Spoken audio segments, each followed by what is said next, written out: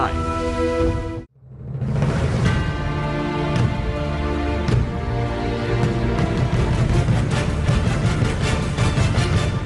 Local government elections, right-wing politics in a mess, the economy, how's it doing? Donald Trump turning the world on its head. It's all happening right now. We live in a world and in a country that is going through a lot of flux.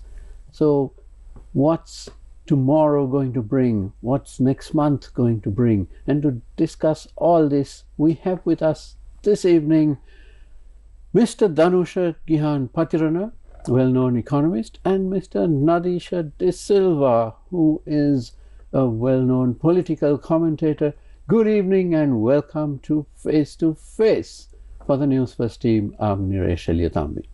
Right, let's start with Nadeesha de Silva. Welcome and good evening. Good evening. Right, Nadeesha, right-wing politics in this country. What's happened to it? Because we seem to be talking all the time about the NPP government. It's everywhere, of course, because it dominates parliament. And a lot of policy decisions have to be taken on a daily basis. So it's all about the NPP government.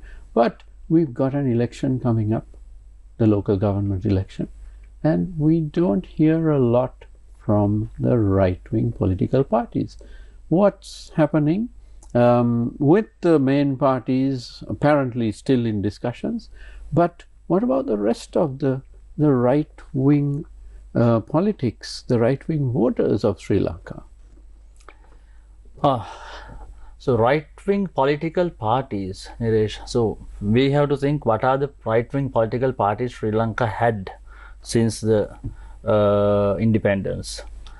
So it was the UNP which was considered as the right-wing political party of Sri Lanka. This is comparatively when compared to the other parties, right? When it was SLFP compared to that, when prior to SLFP, when there were the leftist parties, then when compared to that, right? So in that case, always UNP was the right-wing political party among the other parties of Sri Lanka. But the present situation, now we have two right-wing parties, that is SJB and UNP. They both represent the right wing. Even if we can have an argument whether there is a right or there is a left, but I'm always talking about is the comparative right. So these two represent the right-wing political parties in the current Sri Lanka. But the problem actually is right now, not right now, throughout these days, is actually these two parties represent the right-wing economic policies, right-wing concepts. So are they actually representing the aspirations of the people who was there in UNP?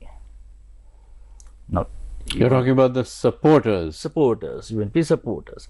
So actually the politicians who belong to those two parties and all, I mean, if you forget the SJB, if you take UNP, the prior one, so always it looked like a place where is opportunism only. It was only opportunism. That's how they gained power, that's how they fought for power. It was all like this, but there were no ideology behind Sri Lankan right-wing political parties. So the tragedy of it, I mean, now we are seeing the climax of the issue, which that they didn't have a proper political ideology. It was only based on the opportunism. So now what we think, now why it is very crucial. So this is the first time that we are seeing a party against these right-wing, so-called right-wing parties, SJB and UNP. Now only we are having a party which is against them with an ideology, which is JVP. So that is why I always say that this exact moment is the most important moment in the right-wing politics of Sri Lanka, because now you have found an ideological opponent. Now from this moment onwards, you are not capable of running here and there, okay, talking that and this, just trying to fool people around. No, you should fight with your proper opponent, which is JVP, not NPP. Don't be mistaken. Huh? NPP is only having the narration. JVP is the ideology. Where Mr. Silva and Silva wants the country to be taken, oh, that is where we have to cater as the right wing. But what we are seeing is not that. Even if you take Sajid Premadas's SJB, they based on issue-based campaigns throughout these years. From the moment it started, they are going after issue-based campaigns. That's so what how you're they are saying is taking. it's not ideology that is driving the right-wing parties. Yes, that's it's not the ideology which is driving the right-wing parties. And the, So what is it then? Is it a mix of capitalism, consumerism? see, it's capitalism and corruption, consumerism. all that. Yeah, you are bringing corruption always with the capitalism. This is the problem with the traditional ethical thinking, right? But corruption is part and parcel of Sri Lanka, whether you are a leftist or rightist Right. or whatever. That doesn't matter. I mean, corruption is there. That is another separate discussion that we have to do, okay? Because I think we have done this discussion before also about the corruption, because it's not coming just from the politics. Okay? It's endemic. Yes. Absolutely. So that's a different thing. But here now, the right-wing political parties, I believe that this is a high time for them to stand with an ideology. If they are standing for open market economy, if they are running the neoliberal if neoliberalism is what they are targeting, okay, when they are talking about digital economy and all, they can't get rid of neoliberalism, okay. But in that case, the Sri Lankan right wing itself is a bit reluctant to say that we are right wing. So this problem has to be, the right wing political parties definitely have to think about that, and they have to come out of the dust in a proper manner, ideologically strong and with a proper narration which can face and compete against the NPP's narration. Now that's very interesting, because you're talking of ideology, but at the same time we know that the right-wing politics of the UNP and the SJB is dominated by a personality clash between the leaders of those parties. So Yes. Their ideologies don't seem to matter to them. It is basically, I'm the leader, this is the party. And that's it. There may be some cosmetic changes after each defeat, but there's no leadership change, and there doesn't look like there will be any leadership changes. So in effect, the right wing is dead in the water, isn't it? That's what we are seeing right now. After this election, the coming election, you will see what will happen to UNP especially. So they are in a very bad situation. They know that. And also what SJB thinks, now what, very simple manner, if you think of what SJB thinks right now, now we can see how NPP is facing those governance issues. Right. So I'd like to bring in Dhanusha right now, because Dhanusha, while the right-wing parties are fiddling around, all is not going as well as the people had expected, had hoped with the economy, because there are a lot of constraints, and the recovery is very slow. I mean, you can make all the excuses you want. We had COVID, we had the economic debacle, we had Gotabaya Rajapaksa's mess, and then we had a couple of years of Ranil Wickremesinghe. But in the end, there's no revolutionary sort of turnaround, is there? Yes, Nilesh, thank you so much for having me. So yeah, I think now during the past 1 month since I came to the program, there were extremely important changes that took place, specifically with the when it comes to the Sri Lankan economy and also the global changes that we witnessed, and also some of them we anticipated in our previous discussions, especially with the changes that happened in the US and so on. So I think first of all I would like to start with this recent debt restructuring agreement that we are struck with the Japanese government. Now interesting facts come out of this agreement. I think now, of course, what came out in the media was This that is a bilateral agreement bilateral with agreement. the government of Japan, most specifically for JICA funding. Yes, so altogether there's about $2.5 billion US dollars worth of debt there being restructured. So the of course this was highlighted that it was a great step forward for the Sri Lankan economy and so on. But at the same time, yes, the terms of the agreement is quite beneficial without a haircut, obviously, which is what now Sri Lanka is now, of course, used to, as if I may put it that way. But interest rates are low at around 1% or 0.96%. But the interesting fact is that Sri Lanka will have to pay in June the foregone interest for the years 2023 and 2024. So that's June of this year. June of this year. Right. So that means to say the same principle should apply to the rest of the bilateral debt also, that the foregone interest should be paid. So this is something that you can't sort of get out of. You can't have one set of conditions with the Japanese and have another set with the Indians and the Chinese and the British and so on. Yes, maybe you can fiddle around with the interest rates a little bit, but not for these these key conditions like the foregone interest and so on. So what does that mean? Now we have 10.5 billion in bilateral debt. So if we say roughly we were paying 5% interest on this, this means that per year we were paying roughly around $500 million. So we add that up for 2023 and 2024, the foregone interest alone would come to roughly $1 billion. Now that's huge, because I don't think these calculations, obviously they are not reflected in the central bank figures. Now central bank figures came out on the 7th of March, the anticipated debt repayments. They are showing roughly we have to pay 2 billion in the next 12 months. But when I inquired into this, that doesn't incorporate the backdated repayments which we have to pay for ISBs. Now central bank also have given contradictory statements in their statistical review that comes out every week, and there's another special set of data that comes out. Why I'm saying this is, in the statistical review they are saying this particular 2 billion figure does not include the ISB repayment cost. But in the special statistical drafts, they say it is included.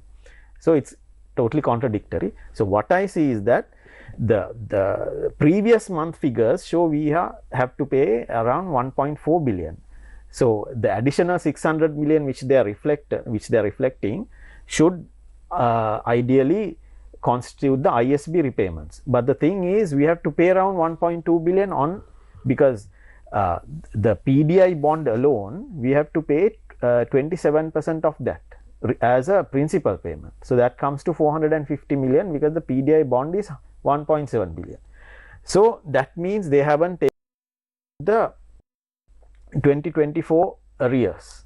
So when you put that into perspective, we have 2.6 billion there without including this 1 billion we just spoke of.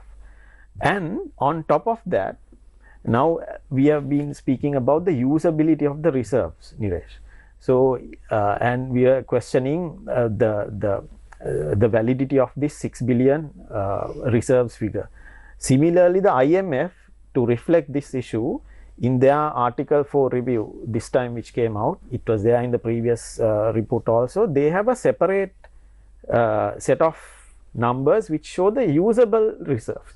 There is something called the foreign exchange reserves and the usable reserves. I don't know whether there is any such indicator in other countries. Like only we are having this usable reserves and foreign exchange reserves.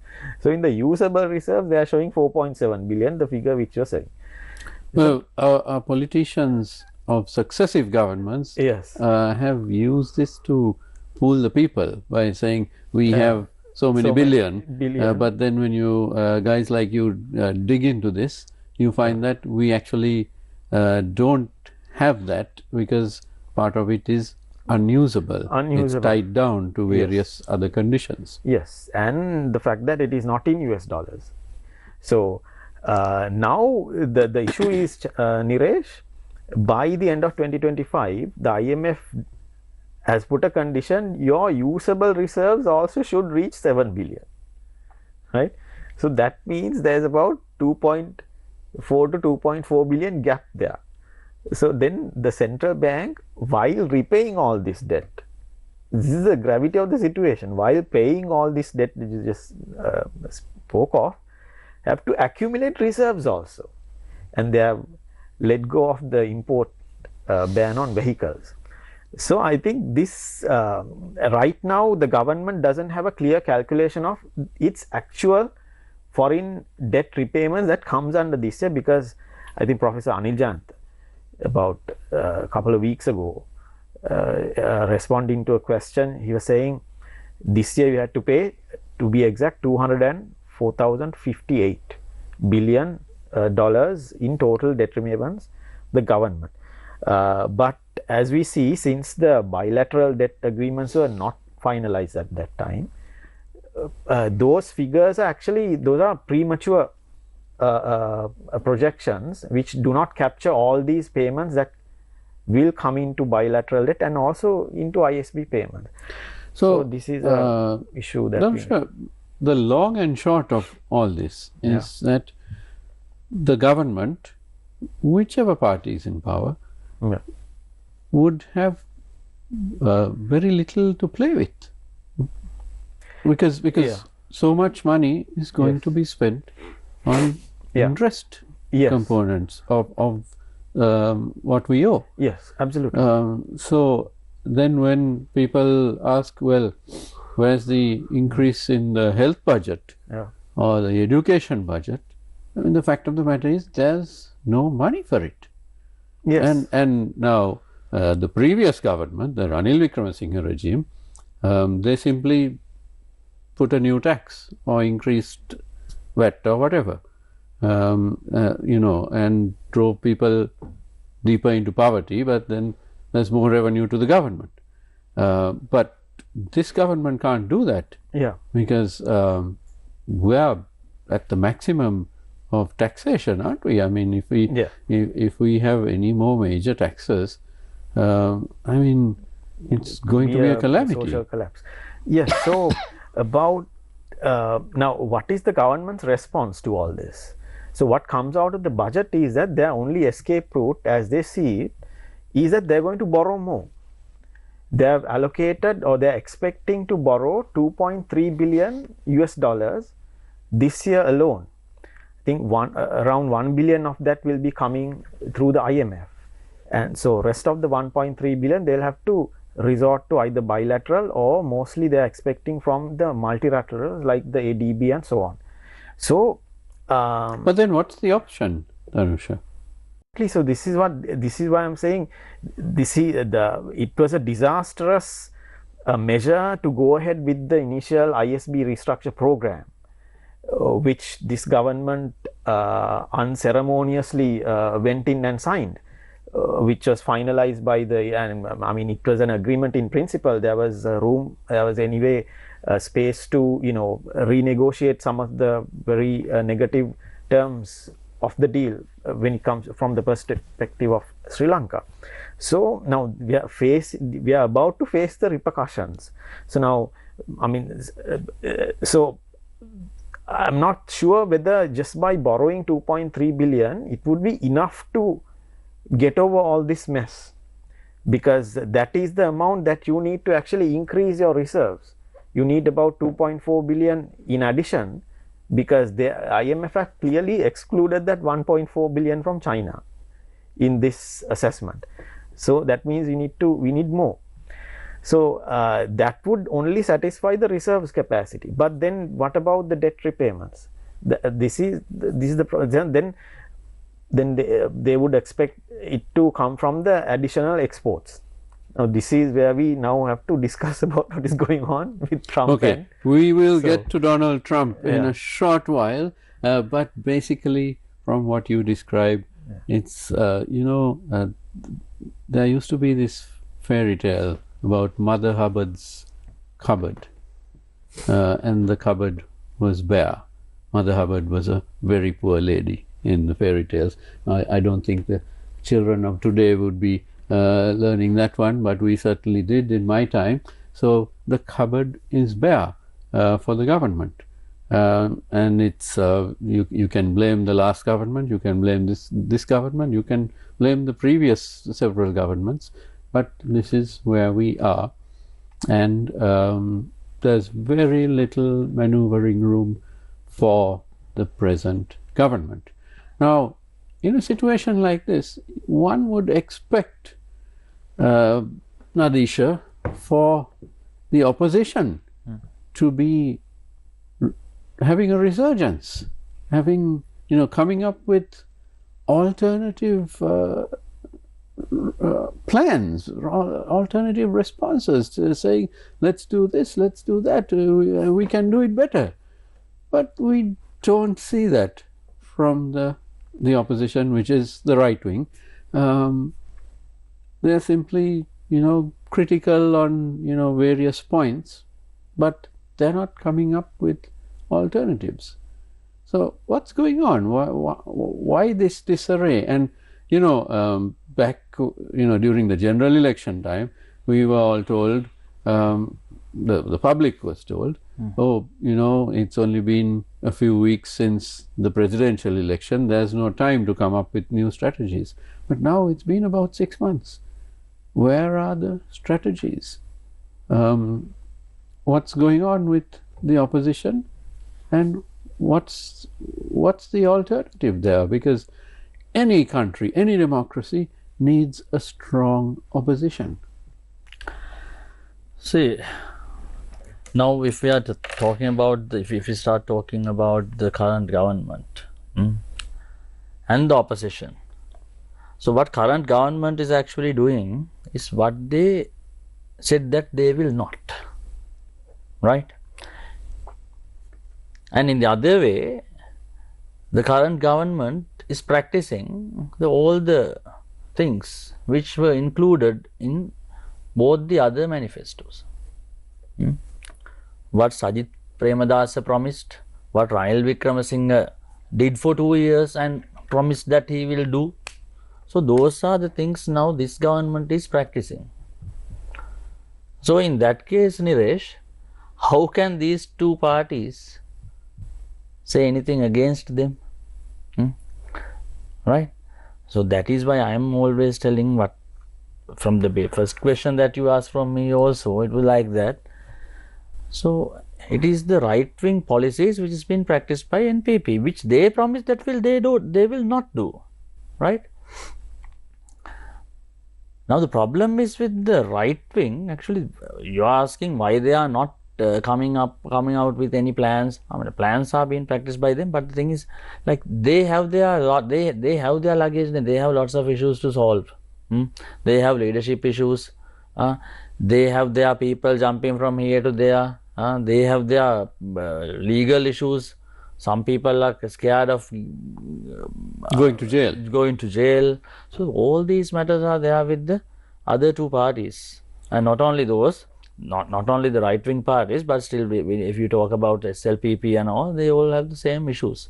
So they are inward looking. The opposition is looking at themselves rather than looking at the country's situation. Yeah, they don't have, I mean, what can they do right now? They are facing a huge leadership crisis in their camp. That is what I can see. All right wing is facing a huge leadership crisis. So they have to figure out that problem first. Now, even if the crisis of the Sri Lanka right now is this leadership crisis, not the economic crisis, not the governance crisis. All these are below the leadership crisis.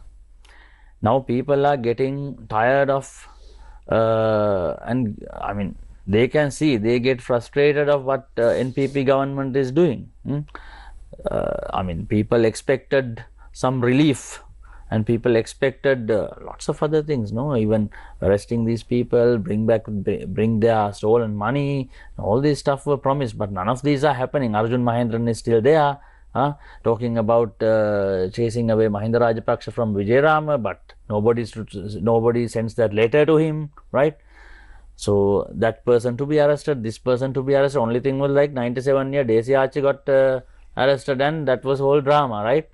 See, this is what this government is also doing. But the tragedy is, all these... The government might argue that it is the Attorney General and the CID and so on, which is going about their work. Yeah, so this is what Ranil Wickremesinghe also said when he got, I mean, Maithripala and all them when they elected in 2015. So people expected a change in 2015 and brought these dudes to power, and that did happen in Yahapalana government, right? Now they brought a very clean and white NPP government, expecting, now this time they will be punished, but nothing happened. So what is the difference? There is no difference.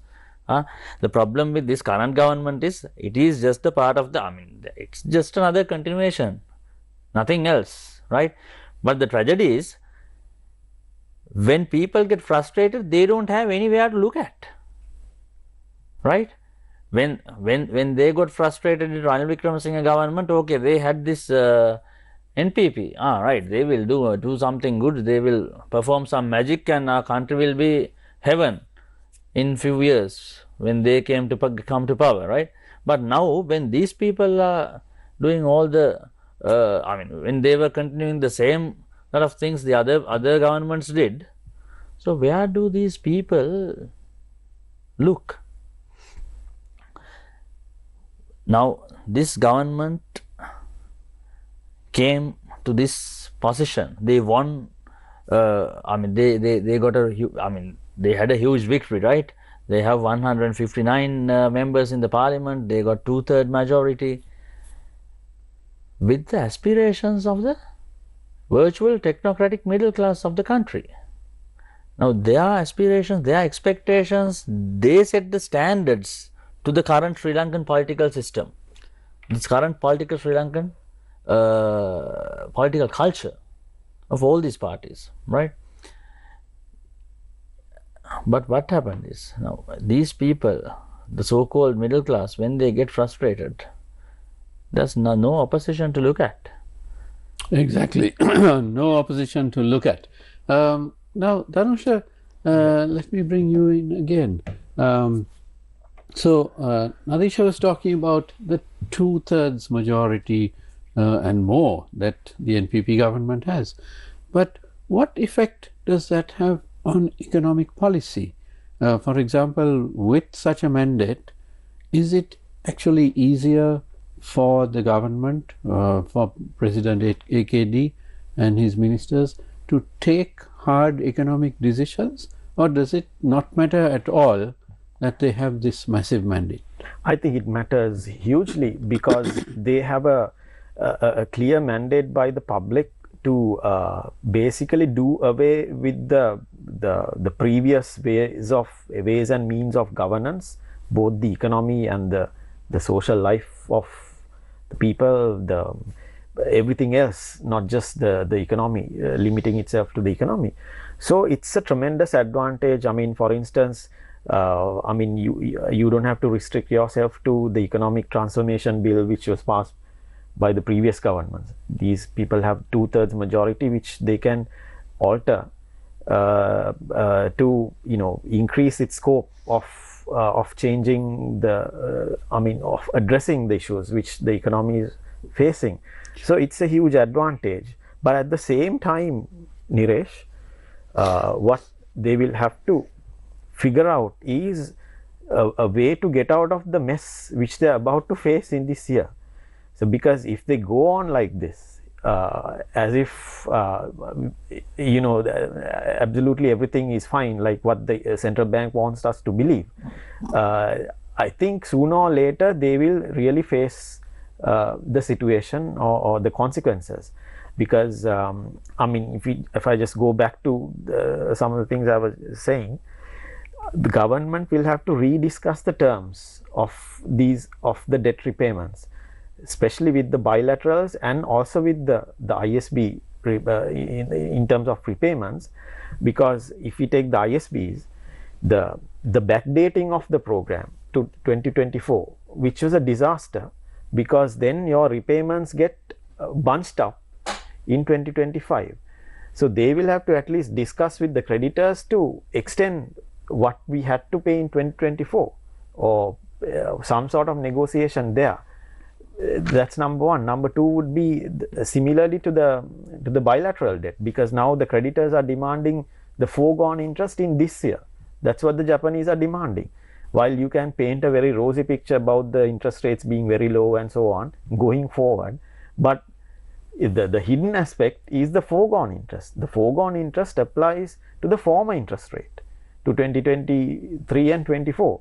So that would amount to a massive amount. So the government will have to renegotiate with the bilaterals, at least to convert that into a separate principal payment and extend that another 5-10 years, similarly as they were done to the total bilateral debt. I mean, I'm just talking about some of the alternatives they have. And the imports, they will have to resort to a greater control over the imports into the country, because now if we look into the IMF article for review, came out on March 5th, they are showing a greater increase in our exports, much faster than the exports.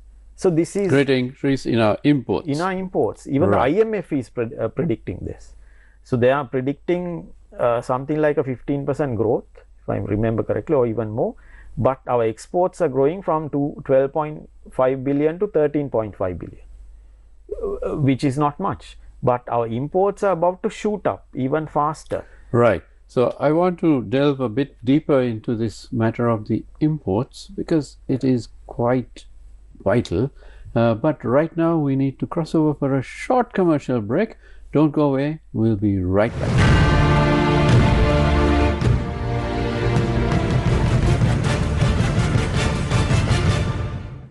This is my Complete my lust. My dear friends, here we are, all in our true colors.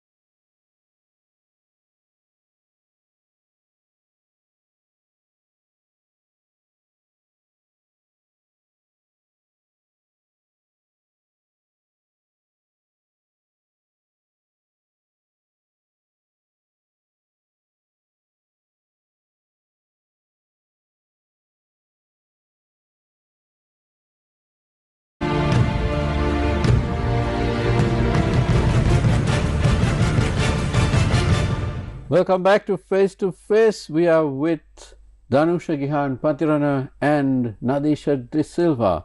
Gentlemen, let's look at world politics, because in the end, whatever happens in Sri Lanka pales in comparison with what is going on all around the world. So far, we don't seem to have been adversely affected, but remember that Donald Trump has only been in power in the Oval Office for a matter of weeks, not even 2 months yet. And he is turning the world upside down. Some people love him, Some people hate him. I know many Sri Lankans who absolutely love that the way he is doing things. But just a couple of days ago, the U.S. stock markets crashed by 3%, 4%. The Dow Jones, the Nasdaq, and that reflects very badly. And even President Trump is not ruling out the possibility of a recession. And he has also already fought economically with China, with the European Union, with Canada, with Mexico. He's threatening to seize the Panama Canal. He's threatening to invade Greenland. He's already cut off Ukraine, which has completely messed up the balance of geopolitical power in the world. And, well, you can go on and on. But to us in Sri Lanka, what does this mean? Because we are a nation where we are very vulnerable to what's going on in the rest of the world. We are not a self-sufficient country. We will never be one. So we need to be very careful about what's going on in the rest of the world, and our leaders and the opposition need to react to all this. So Dhanusha, let's talk about what's going on with these tariffs that President Donald Trump has been levying on Canada, on Mexico, on China, and then he withdrew some tariffs. He's threatened tariffs on the European Union. A lot of things going on, and it is uncertainty, economic uncertainty. But one thing that we do know is that these tariffs will drive consumer prices up in the United States, and that, to my knowledge, means that the public in the US will have less disposable income. And that's one of our big markets. So when I say big markets, it's a huge market for our apparel. So fortunately, Mr. Trump has not even thought of Sri Lanka. Hopefully it stays that way. So our apparel exports haven't suddenly had 25% tariff or something like that. But this may actually affect our exports. Yes, absolutely, Nadeesh. I think there are three things we have to look into when you're looking at the tariffs. One thing is the price level of the United States and the major economies at the receiving end, and the aggregate demand, as you very rightly raised, and also the future, the perspective of the future of the people in these regions. So if you look at the price level first, as you very rightly mentioned, the US price levels are bound to increase now with the higher taxation coming in for all sorts of goods coming in from China and so on. So as a result, the demand is getting restricted, and I think yesterday, like you said, Trump announced that there could be even recession, and that he's not ruling it out, which the markets went for a 6 after all that comments came out. So that is one thing. So therefore our demand for our exports to the region will be directly affected even without taxation being imposed on us. So that's very clearly a possibility. That's a worrying situation. Worrying situation. Number two is the price level of the countries at the receiving end. Now in China, we are seeing deflation for the first time since 2022 after the COVID collapse. In the month of February, Chinese prices have gone down, negative prices. This is because the demand from the US has now will reduce because of the taxation. So ultimately the prices of their commodities will fall as a result, which will feed into more imports into our especially from China, because the prices of the Chinese products will now go down as a result because of the lesser demand in the United States.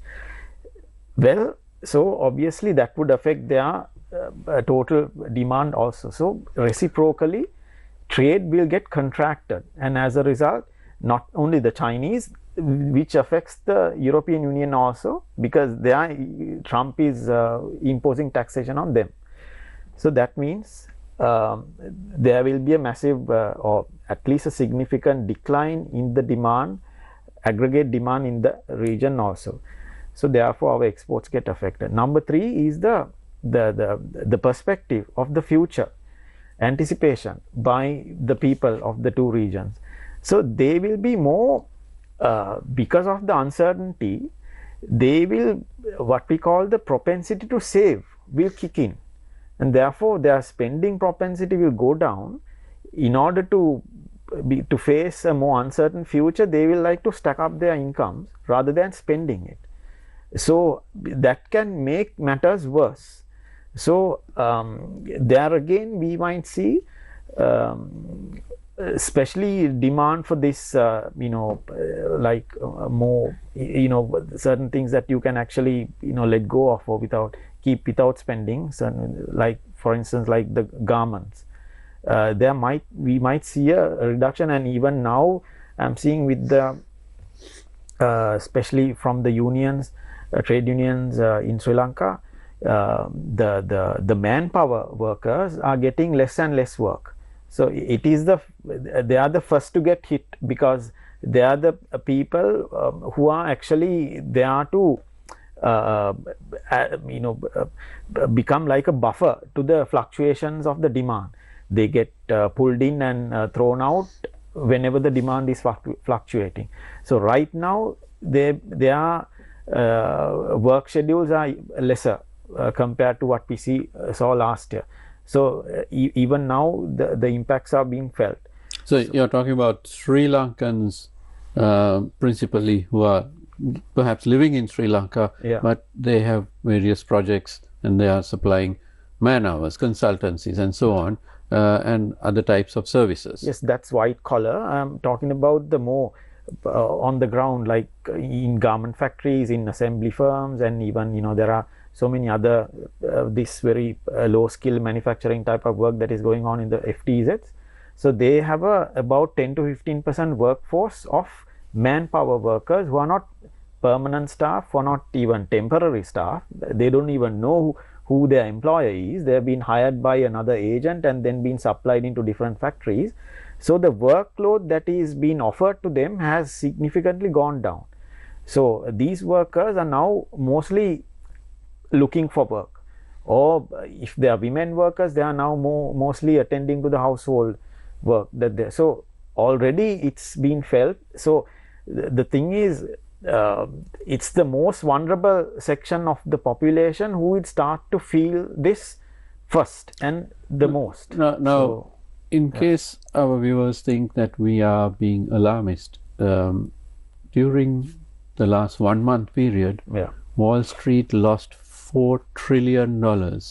Yes. On the stock markets. It's crashed so much. $4 trillion. I can't even begin to comprehend how much that is. That means that investors, especially in the US and worldwide, who invest in Wall Street, in the stock market, have taken flight. They have no confidence that things will suddenly turn around and be hunky-dory. They are expecting a recession.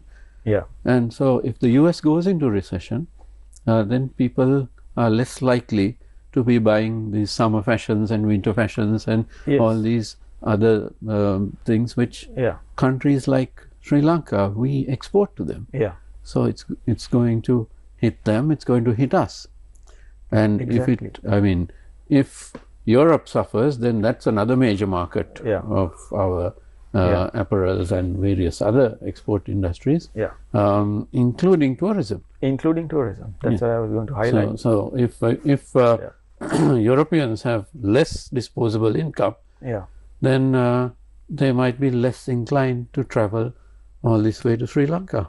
Less likely to spending on leisure and so on. And even the leisure they spend, they might spend it, driving around their country rather than spend a larger amount flying all the way here. Yeah. So there are a lot of issues here, aren't there? Yes. So, but the funny thing is, Niresh, what did the central bank come up? I mean, what did the central bank have to say about this whole situation? About a week ago, they put out a statement. I think after a conversation, they so that they are closely monitoring this whole situation in what is going on with the US and Europe. What does closely monitoring mean? Right?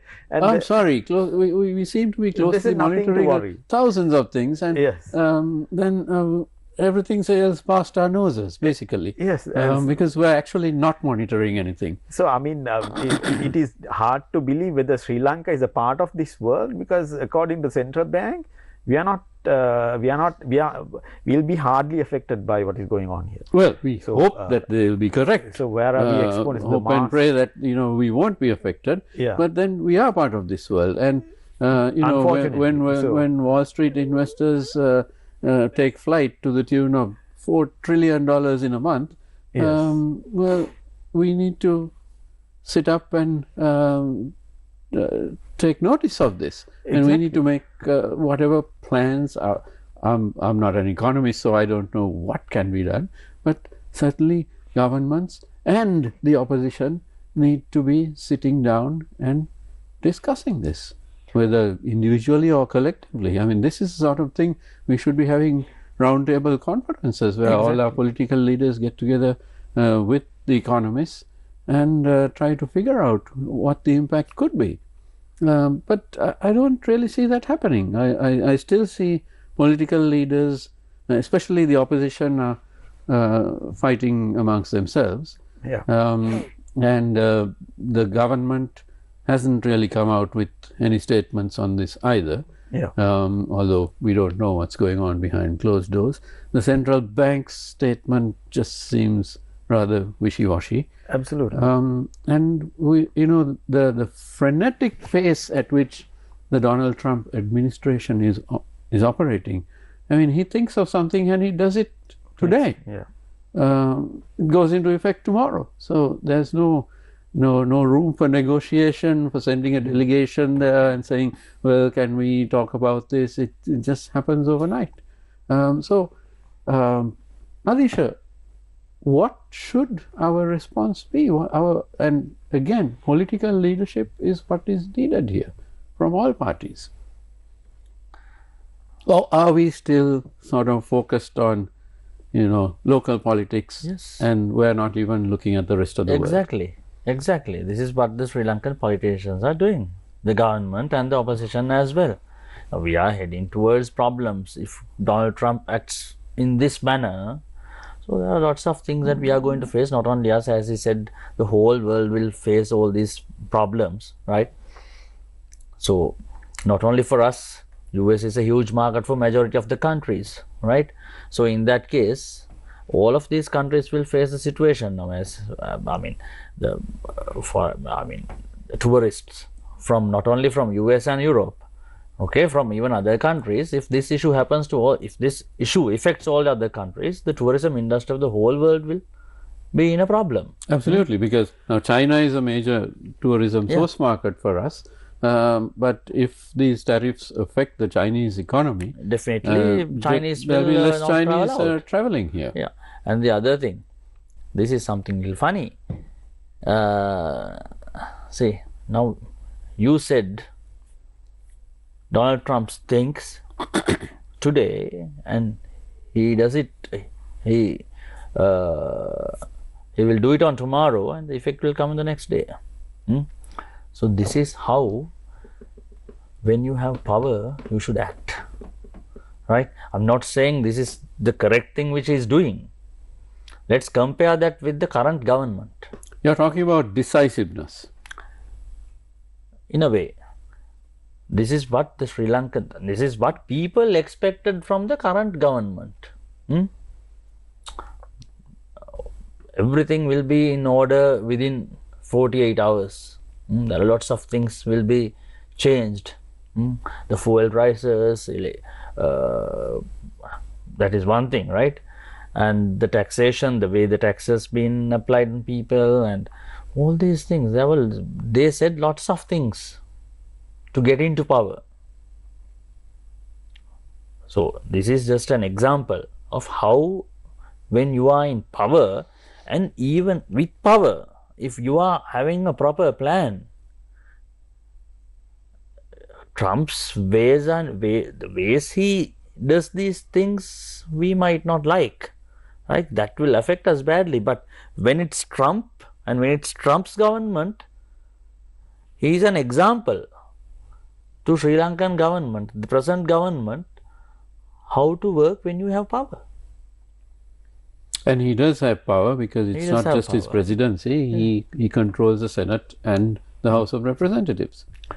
So this government also, the Anura Kumara Dissanayake and his government also, when compared to Sri Lankan this thing, so they have this all the abilities, and they could have act in a different manner. They could act properly as they promised. But now what we are seeing? We are seeing a government which is not capable of governing, and at the same time we are seeing an opposition which is not able to challenge that government. So I mean, whatever said and done, what I can feel here is, what we feel here, that Sri Lanka is in a huge issue. We are in a huge problem. Now this, and another thing. Now Ranil Wickremesinghe's Al Jazeera interview. The famous Al Jazeera interview. We are almost out of time, so this will be the last round, Nadeesha. So Ranil Wickremesinghe's Al Jazeera interview was there on the limelight for like last few days. So that was what we were seeing in everywhere, in social media, everywhere we were seeing Ranil Wickremesinghe's Al Jazeera interview, when people were people get into two sides. One side was telling that Ranil Wickremesinghe was